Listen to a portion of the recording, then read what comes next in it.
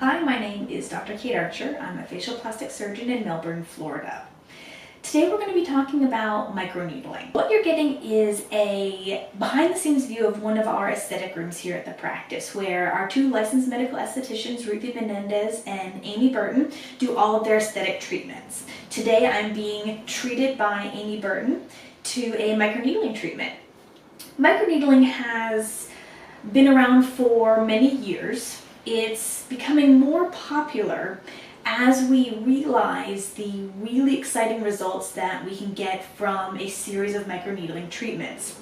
It's literally day of in terms of downtime, and it's safe to be done for all different skin types, from very, very light skin types to very, very dark skin types. Microneedling, if you haven't heard about it or haven't read a little bit about it, is essentially taking, as the name suggests, little needles and driving those needles into the dermal level of the skin.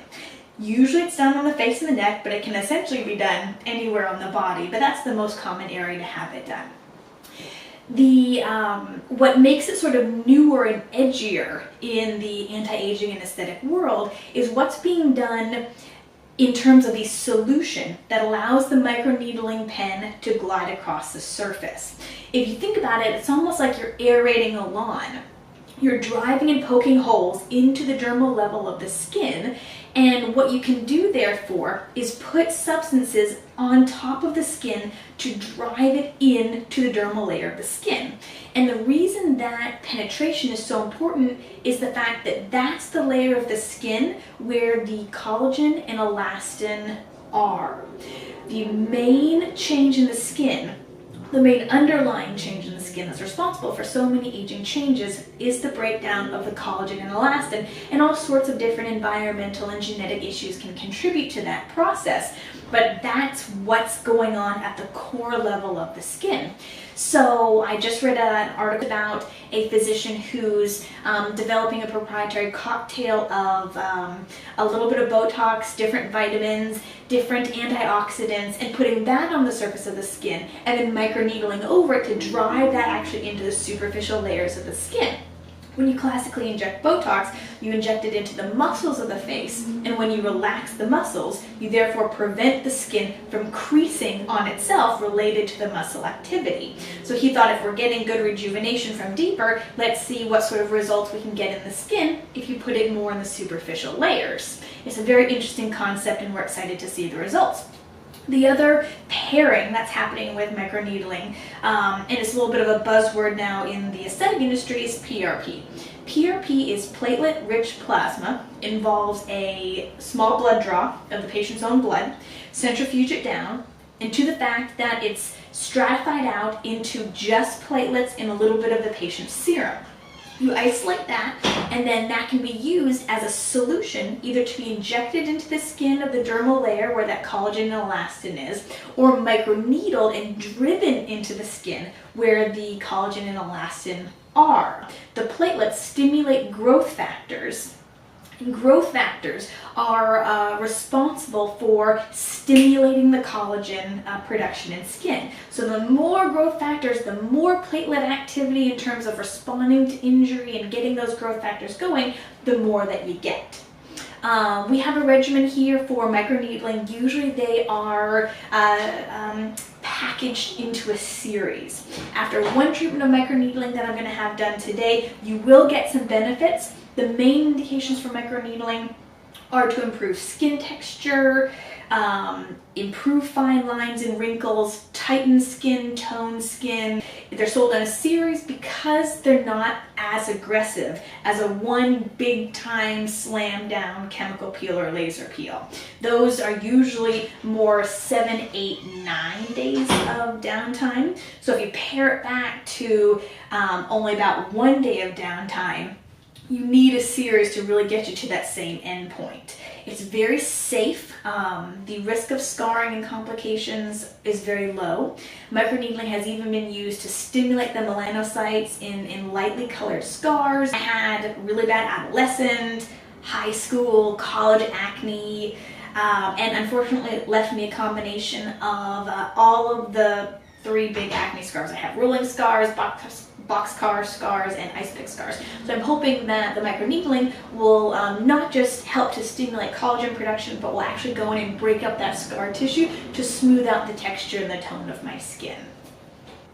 Because microneedling is safe on so many different skin types, there's very little prep that is involved. This is in comparison to when we do a large chemical peel or a laser treatment. We usually recommend at least 3, if not 4 weeks of skin prep with a combination of a hydroquinone blender and a retin-A to help prep the skin to get the maximum effects of the chemical peel, but also to down-regulate the brown pigmentation in the skin so you don't have that post-inflammatory hyperpigmentation push after you damage the skin with the chemical peel or the laser peel. So if you are on a retin-A type of a product, or a retinol even, and you're in that active, flaky, early phase, we usually recommend that you hold your retin-A or retinol products for a couple of days before microneedling, but essentially the very next day you can pop right back on them. What I'll be doing soon is having Amy take all of my makeup off, and then we'll be doing topical numbing medicine, which is the only thing that's required for a microneedling series. Usually she does a series of 3 treatments of the topical numbing medicine. They are each applied for 10 minutes. So 10 minutes, remove it, 10 minutes, remove it, 10 minutes, and then you should be pretty numb to tolerate the microneedling very well. And it's recommended that you have a facial or a microneedling treatment on a regular basis, because after our 20s, we no longer make any collagen or elastin. It goes into that dormant phase, and then suddenly it's breaking down on us. So the only way to stimulate your body to make new collagen and elastin is to have routine, controlled injuries, if you will, whether it's by microneedling, little chemical peels, medical grade facials, things like that. So we'll grab Amy and get set up to start the process. Alright guys, we're getting closer to game time. I've got my headband on, makeup's off, first layer of topical numbing medicine is already on.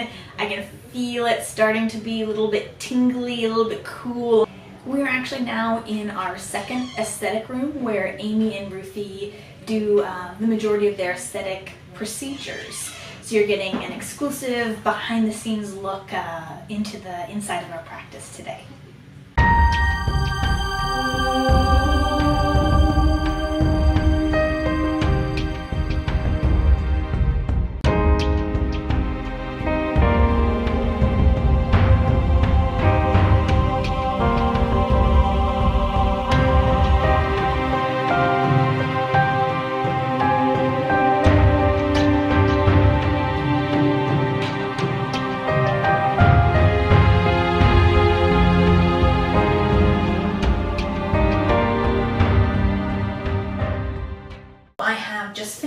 Microneedling session with Amy. You can probably tell a little bit red, a little bit splotchy. It feels more dry and tight to the skin, but otherwise really only takes about 10-15 minutes. The longest part of the whole treatment is actually the whole numbing series. So the reason why I love to show these videos of me having treatments done, my friends, family, is because I get a lot of questions about what we do in terms of our routines. We say this every single day in the office. It's not really high maintenance as much as it is maintenance. And getting to see what the treatments look like, learning about why we recommend them, learning about how frequently we recommend different treatments, how to incorporate them into your routine, and how to make a really individualized but comprehensive approach to more of the preventative aspect of an anti-aging regimen. The microneedling is usually, as I mentioned, packaged in a series. We recommend more of a treatment-driven results as a package of 3 to 4, depending on what issues of the skin that you're trying to deal with. Is it scarring? Is it acne scarring? Is it anti-aging? Is it preventative? Is it collagen? texture, tone, all of those are slightly different recommendations. Very severe acne scarring or very, very severe sun damage, maybe upwards of 6, spaced every 4 to 6 weeks apart, until you go into more of the maintenance phase that really is once a quarter. So once every 3 to 4 months, you can have more of a prevention or maintenance type microneedling treatment done. It doesn't always have to be packaged in a series of 3. That being said, if you want to space the microneedling treatments out further than that, let's say once every 6 months or even once a year, it is a good idea to supplement something instead of that, however. A medical microdermabrasion, something that's going to be exfoliating, stimulating the skin, rejuvenating to the skin on a regular basis, so you're not doing one treatment and then nothing for your skin, and then a year later another treatment. The skin will fall out of that preventative type maintenance phase. As I mentioned, it's not high maintenance, it's just maintenance. I think about it like getting an oil change for your car. Every so many miles you need to have your oil change done. Every so many months I love to have a microneedling session done and to treat myself. Between those, about every 6 to 8 weeks, I'm usually getting a medical facial that incorporates a very light chemical peel, a medical microdermabrasion, and the nice thing about these facials is that there really is no downtime. It stimulates the skin, rejuvenates the skin, rebuilds the skin, and then as soon as your facial is done, you can pop your makeup on and be right back onto your day. For the rest of today, I'll keep a clean face. I don't have any makeup right now, but I'm going to be right back to work. Tomorrow, I'll be able to wear a full face of makeup. The main thing is holding off on my Retin-A products. Retinols are okay, but Retin-A, I'll stay off of that for 4 days. I'll be supplementing into my routine.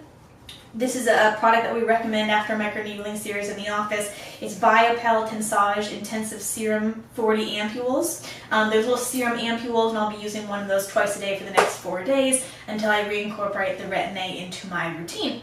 Thanks so much, guys. Take care.